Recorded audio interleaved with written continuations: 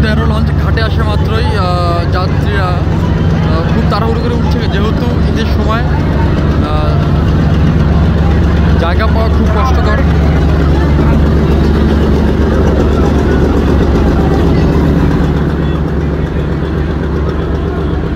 সবাই তড়িঘড়ি করে উঠছে এবং জায়গা নিচ্ছে, অন্তত পরিবারের সাথে শান্তিতে যেন তারা পৌঁছতে পারে।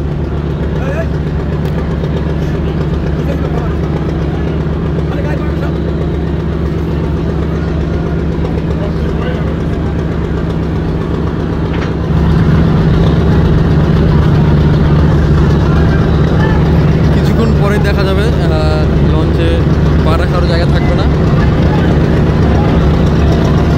আমরা লঞ্চ কমিউনিটি যারা আছি তারা সবাই প্রত্যাশা করি অন্তত প্রতিটা যাত্রী যেন সঠিক ও সুস্থভাবে